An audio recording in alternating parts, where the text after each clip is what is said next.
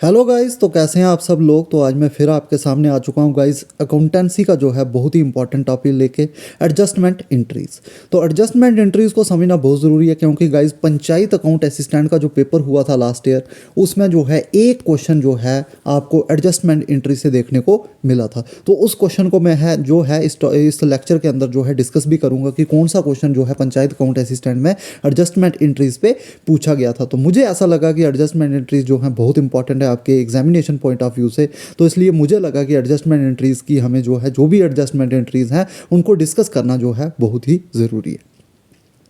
तो चलिए गाइस, शुरू करते हैं आज का लेक्चर एडजस्टमेंट एंट्रीज पे। तो पहली बात गाइज आपको जो याद रखनी है, जो एडजस्टमेंट एंट्रीज होती हैं वो हम साल के एंड में करते हैं। जो भी नेसेसरी एडजस्टमेंट बच जाती हैं उनको करने के लिए, ताकि जो हमारे अकाउंट्स हैं वो ट्रू और फेयर व्यू दिखाएं अपने बिजनेस का। तो आई होप गाइज आपको एडजस्टमेंट एंट्रीज की डेफिनेशन एटलीस्ट पता लग चुकी होगी। तो चलिए गाइज, पहली जो एडजस्टमेंट एंट्रीज हम करते हैं वो करते हैं क्लोजिंग स्टॉक की। तो क्लोजिंग स्टॉक की एंट्री होती है सबसे पहले। तो क्लोजिंग स्टॉक जो है वो ऐसा गुड्स होता है जो कि अनसोल्ड रह जाता है at the end of the financial year. तो फाइनेंशियल ईयर के एंड में जो गुड्स होते हैं जो अनसोल्ड रह जाते हैं उनको बोलते हैं क्लोजिंग स्टॉक। तो क्लोजिंग स्टॉक जो है, जो मतलब कि जो अनसोल्ड नहीं हुआ गुड्स, तो याद रखिएगा वो होता है एसेट।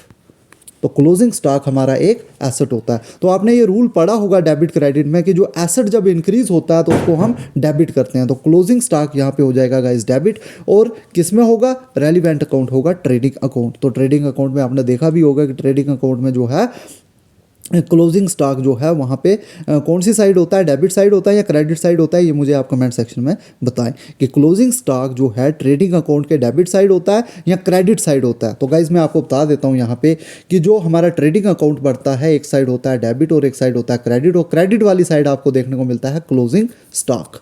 तो वो क्रेडिट साइड होता है, इसीलिए आपको जो है यहाँ पे क्लोजिंग स्टॉक को डेबिट करना है और ट्रेडिंग अकाउंट को डेबिट करना है। तो ये एंट्री यहाँ पे बनती है, ये एडजस्टमेंट एंट्री बनती है। तो आपको पेपर में क्वेश्चन इस तरह से आएगा, आपको पूछा होगा कि जो क्लोजिंग स्टॉक है उसकी एडजस्टमेंट एंट्री जब करें हम तो क्रेडिट क्या होगा या डेबिट क्या होगा। तो डेबिट अगर पूछा होगा तो आपने क्लोजिंग स्टॉक अकाउंट बताना है, और अगर क्रेडिट के लिए पूछा तो आपने ट्रेडिंग अकाउंट को जो है वहाँ पे टिक करना है। तो आई होप गाइस आपको पहली एंट्री समझ आई होगी। नेक्स्ट है गाइस डेप्रीसिएशन। डेप्रीसिएशन जो होता है जब फिक्स एसेट की जो वैल्यू है वो डिक्रीज होती है हर साल, तो उसको बोलते हैं डेप्रीसिएशन। तो गाइस टेंजिबल एसेट्स की अगर जो है वैल्यू डिक्रीज हो, टेंजिबल एसेट्स की, ये बात याद रखिएगा कि जो टेंजिबल एसेट्स होते हैं जिनको हम टच करते हैं, अगर उनकी वैल्यू डिक्रीज हो तो वो होती है डेप्रीसिएशन। लेकिन जो इनटेंजिबल एसेट होते हैं, जो इनटेंजिबल एसेट्स होते हैं जैसे हमारे आगे ट्रेडमार्क, पेटेंट्स, तो उनकी जब डेप्रीसिएशन होती है उसको अमोर्टाइजेशन बोलते हैं। गाइस ये बात याद रखेंगे, यहाँ पे मैं लिख लेता हूँ अगर आपको पता नहीं है कि इनटेंजिबल एसेट्स की जब डेप्रीसिएशन होती है उसको बोलते हैं अमोर्टाइजेशन। तो ये बात आप याद रखेंगे गाइस, आई होप आपको समझ आई होगी। तो आगे चलेंगे गाइस। तो आगे जो डेप्रीसिएशन की बात करें तो ये एक एक्सपेंडिचर होता है। तो अगर ये एक्सपेंडिचर होता है तो हमने रूल पढ़ा है क्लियर अप्रोच, आपको पता होगी कि क्लियर अप्रोच में जो है एक एसेट और एक एक्सपेंस, ये दो चीज़ें हमारी जो है डेबिट साइड होती हैं। अगर इंक्रीज़ होगा तो डेबिट, डिक्रीज़ होगा तो क्रेडिट, और जो हमारे बाकी बच गए जिसमें C for capital, L for liabilities और आर फॉर रेवेन्यू, ये तीनों चीज़ें जो है आपकी क्रेडिट साइड होती हैं। तो अगर ये इंक्रीज़ होंगी तो क्रेडिट करना है और डिक्रीज़ होंगी तो डेबिट करना है। मॉडर्न अप्रोच आपने अच्छे से पढ़ी होगी। तो यहाँ पे आपको एक ही चीज़ यहाँ पे ध्यान देनी है, जो डेप्रीसिएशन है वो हमारा है खर्चा। तो खर्चा जो है उसको हम डेबिट साइड लिखते हैं। तो याद रखेंगे कि यहाँ पे आपको डेप्रीसिएशन अकाउंट को जो है वो करना है डेबिट, और जो हमारा रेलिवेंट एसेट होगा, कंसर्न एसेट होगा, उसको आपने कर देना है क्रेडिट। तो आई होप आपको यहाँ पे ये एडजस्टमेंट एंट्री भी समझ आई होगी। गाइस ये जितनी भी एडजस्टमेंट एंट्रीज़ हैं आपका यहीं से क्वेश्चन निकल जाएगा, आपको ज़्यादा एडजस्टमेंट एंट्रीज़ पढ़ने की ज़रूरत नहीं है, क्योंकि जितनी भी इंपॉर्टेंट एडजस्टमेंट एंट्रीज़ है वो मैंने इस लेक्चर में इंक्लूड कर ली हैं। तो आगे चलेंगे गाइस। आगे अगर हम बात करें तो नेक्स्ट आपका जो टॉपिक है वो है इंटरेस्ट ऑन कैपिटल। तो गाइस आपको पता ही है, जो भी एक बिजनेसमैन सोल प्रोप्राइटरशिप हो या पार्टनरशिप हो, उसमें जो पार्टनर होते हैं तो वो कैपिटल जो है इन्वेस्ट करते हैं। कैपिटल जो इन्वेस्ट करते हैं तो उसके ऊपर जो बिजनेस उनको जो है इंटरेस्ट देता है। तो अगर यहाँ पे हम एक चीज़ देखें कि जो इंटरेस्ट होता है कैपिटल पे, वो बिजनेस के पॉइंट ऑफ व्यू से अगर हम देखेंगे, बिजनेस के पॉइंट ऑफ व्यू से देखेंगे तो वो बिजनेस के लिए जो है वो बन जाएगा खर्चा।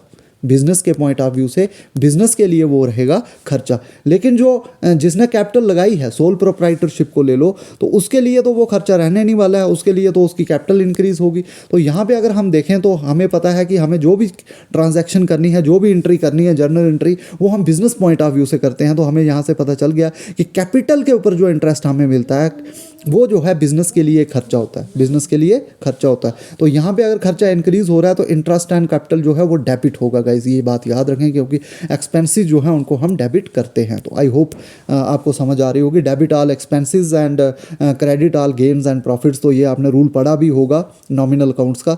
तो यहाँ पे जो आपका खर्चा है इंटरेस्ट ऑन कैपिटल, उसको डेबिट कर दो। और मैंने आपको बता दिया कि कंसर्न जो अकाउंट होगा, कैपिटल अकाउंट, वो क्रेडिट हो जाएगा। तो आई होप आपको ये एडजस्टमेंट एंट्री भी क्लियर हुई होगी। तो आगे चलेंगे गाइज। नेक्स्ट है आपकी इंटरेस्ट ऑन ड्राइंग्स। तो ड्राइंग्स गाइज, ड्राइंग्स जो है वो आप याद रखेंगे हमेशा, एक बात मेरी याद रखना कि कैपिटल का उल्टा ड्राइंग्स होता है, कि कैपिटल में से ही हम ड्राइंग्स को कम करते हैं। तो कैपिटल में से ही ड्राइंग्स को माइनस किया जाता है, ये बात आप हमेशा अपने दिमाग में बिठा के रखना। तो withdrawal of cash or goods from personal use by the owner is termed as drawings. If interest is charge on drawings it is an income. तो ये बात याद रखेंगे, अगर ड्राइंग्स के ऊपर इंटरेस्ट लगेगा, from business point of view से यहाँ पे आप सोचेंगे कि अगर ड्राइंग्स के ऊपर इंटरेस्ट लगेगा तो वो जो है बिजनेस के लिए इनकम होगी। जैसे इंटरेस्ट ऑन कैपिटल खर्चा था, इंटरेस्ट ऑन ड्राइंग्स जो है वो जो है एक बिजनेस के लिए इनकम होगी। तो इनकम जो भी रेवेन्यू है वो हम क्रेडिट करते हैं बाई बाई ट्रेडिशनल अप्रोच ले लो आप, तो जितने भी जो हैं आपकी इनकम होती है, रेवेन्यू होता है, उसको हम करते हैं क्रेडिट। तो इंटरेस्ट ऑन ड्राइंग यहाँ पे क्रेडिट हो जाएगा और कंसर्न अकाउंट, ड्राइंग्स अकाउंट जो है वो डेबिट हो जाएगा। तो आई होप गाइज आपको ये एंट्री भी क्लियर होती हुई नज़र आ रही होगी। नेक्स्ट है गाइज आउटस्टैंडिंग एक्सपेंसेस। तो आउटस्टैंडिंग एक्सपेंसेस को अगर हम बात करें तो आउटस्टैंडिंग ऐसे एक्सपेंसेस होते हैं गाइज, ये ऐसे खर्चे होते हैं, the expenses that relate to the current year but have not been paid. तो ये ऐसे खर्चे होते हैं जो कि इस साल में हो गए हैं लेकिन अभी हमने उन खर्चों को पे नहीं किया है। मतलब बिजनेस पॉइंट ऑफ व्यू से सोचें तो ये एक लाइबिलिटी बन जाती है, क्योंकि खर्चे तो हो गए लेकिन अभी आपने इस करंट ईयर में दिए ही नहीं है, वो आप नेक्स्ट करंट ईयर में दे रहे हो, तो वो आपके ऊपर एक लाइबिलिटी बन जाएगी। तो एक किस्म का वो आपके ऊपर कर्ज है, उसको आपको वापस देना है, तो ये एक लाइबिलिटी कहलाएगी। और लाइबिलिटी जो है वो क्रेडिट साइड होती है। तो अगर लाइबिलिटी में इंक्रीज हो रहा है तो आपको उसको क्रेडिट करना है। तो आउटस्टैंडिंग एक्सपेंसेस होंगे क्रेडिट और कंसर्न एक्सपेंसेस अकाउंट हो जाएगा आपका डेबिट। तो ये बात याद रखेंगे कि कंसर्न अकाउंट ही वो जो है वो आगे जो है डेबिट होगा। तो आउटस्टैंडिंग एक्सपेंस जो है वो यहाँ पे क्रेडिट होगा और एक्सपेंस अकाउंट जो है वो डेबिट होगा। ये बात आपको समझ आई होगी और आपको ये भी याद रखना है कि आउटस्टैंडिंग एक्सपेंस एक लाइबिलिटी होती है। तो आई होप आपको एडजस्टमेंट एंट्रीज में क्लियरिटी आ रही होगी। नेक्स्ट है guys prepaid expenses. Prepaid expenses की अगर बात करें तो ये ऐसे खर्चे होते हैं जो कि हम इस करंट ईयर में दे देते हैं, लेकिन उनका जो बेनिफिट है उन खर्चों का वो हमें नेक्स्ट अकाउंटिंग पीरियड में मिलता है। तो अगर यहाँ पे बिजनेस पॉइंट ऑफ व्यू से देखेंगे तो अगर ऐसे खर्चे जो बिजनेस कर देगा इस करंट ईयर में, उस बेनिफिट अगले में मिलेगा, तो एक किस्म का वो एसेट होता है। गाइस ये बात याद रखेंगे कि प्रीपेड एक्सपेंस जो है वो बिजनेस के लिए एक एसेट होता है, ये बात आपको याद में रखनी है। तो एसेट अगर इंक्रीज होगा तो वो डेबिट होगा, तो ये बात याद रखेंगे कि प्रीपेड एक्सपेंस यहाँ पे जो है वो डेबिट होगा और जो कंसर्न एक्सपेंस अकाउंट होगा वो आपका यहाँ पे क्रेडिट हो जाएगा। तो यही एडजस्टमेंट एंट्री गाइस आपकी आई थी पंचायत अकाउंट असिस्टेंट में।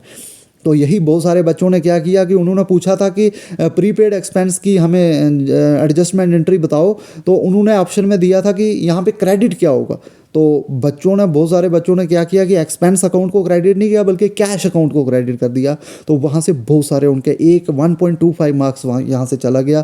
तो उनको इस चीज़ का पता नहीं था कि हमें जो है कंसर्न अकाउंट को ही यहाँ पे क्रेडिट करना होता है। तो प्रीपेड एक्सपेंस अगर डेबिट हो रहा है तो एक्सपेंस अकाउंट यहाँ पे होगा आपका क्रेडिट, ना कि कैश अकाउंट। तो यही adjustment entry panchayat account assistant के पेपर में आई थी। तो इसको आप ध्यान से देख लें, यहाँ से एक क्वेश्चन इस साल फिर जो है वो आ जाएगा मुझे जहाँ तक लगता है। नेक्स्ट आपका जो एडजस्टमेंट एंट्री है वो एक्रूड इनकम और income accrued but not due. तो ऐसी इनकम जो ड्यू हो चुकी है लेकिन अभी हमें मिली नहीं है गाइस। ऐसी इनकम जो ड्यू हो गई है, जो हमने कमा ली है लेकिन अभी हमने रिसीव नहीं की है, तो ऐसी इनकम को बोलते हैं एक्रूड इनकम। और एक्रूड इनकम हमारी इनकम है, तो ये हमारे लिए एक एसेट है। तो एसेट है तो गाइस इसको जो है आपने जो है इसको जो है आपको करना है डेबिट। तो एक्रूड इनकम को आपको करना है डेबिट, और जो आपका रेलिवेंट अकाउंट है उसको आपने कंसर्न जो अकाउंट है इनकम अकाउंट को ही आपने कर देना है क्रेडिट। तो आई होप आपको ये चीज़ें समझ आई होगी। तो एक्रूड इनकम को डेबिट और इनकम कंसर्न इनकम अकाउंट को आपने कर देना है क्रेडिट। तो आई होप यहाँ पे आपको ये एडजस्टमेंट एंट्री भी क्लियर हुई होगी। आगे चलेंगे गाइज, तो आगे जो आपकी नेक्स्ट जो लास्ट एडजस्टमेंट एंट्री जो कि मुझे जितनी इंपॉर्टेंट लगी, मुझे लगता है कि इतनी ही एडजस्टमेंट एंट्रीज आपके लिए इंपॉर्टेंट है। तो इनकम रिसीव्ड इन एडवांस और अनअर्न इनकम, तो ऐसी कमाई जो आपने अभी अर्न नहीं की है, जो आपने अभी अर्न नहीं की और पहले ही आपको कोई इनकम दे दे। कि जैसे मैं एक सपोज़ मैं किसी को हायर करता हूँ और उसको पहले ही उसकी जो है वेज दे देता हूँ कि ये ले भाई अपनी दिहाड़ी 500 रुपया और तू कल मेरे लिए काम करने आना। तो वो जो है जो कंसर्न इनकम होगी गाइस, मैं आपको बता दूँ कि वो उस बंदे के लिए जो है, उस बंदे के लिए वो इनकम क्या बन जाएगी गाइस, तो उस बंदे के लिए तो वो लाइबिलिटी बनेगी, लेकिन बिजनेस के लिए वो क्या बन जाएगी कि अगर इनकम रिसीव्ड इन एडवांस और अनअर्न इनकम, तो ऐसी इनकम जो हम एडवांस में ही रिसीव कर लेते हैं और जिसको हमने जो है अर्न नहीं किया होता है। तो गाइज़ मैं किसी को बोलूँ कि चल भाई ये ले पहले ही 500 रुपये, तो तू जो है मेरे पास काम करेगा, तो उसके लिए वो लाइबिलिटी बन जाएगी, उसके लिए वो लाइबिलिटी बन जाएगी। तो वैसे ही एक बिज़नेस के लिए भी वैसी इनकम जो कि वो पहले ही रिसीव कर लेता है, तो वो एक किस्म की उसके लिए लाइबिलिटी बन जाती है। तो income received in advance is a liability, तो इसीलिए इसको किया हुआ है यहाँ पे क्रेडिट, और डेबिट किसको किया हुआ है, कंसर्न इनकम अकाउंट को। तो आई होप गाइज आपको पूरी की पूरी एडजस्टमेंट एंट्रीज जो भी इंपॉर्टेंट मुझे लगी वो मैंने आपके लिए लाई। तो अगर आपको ये लेक्चर गाइज पसंद आया तो प्लीज़ चैनल को लाइक शेयर और सब्सक्राइब करना ना भूलें, क्योंकि एक नंबर शायद मैंने आपका इस पेपर में पक्का कर लिया है इन एंट्रीज में से। तो इसलिए चैनल को लाइक शेयर और सब्सक्राइब करना ना भूलें। Thank you guys, thank you.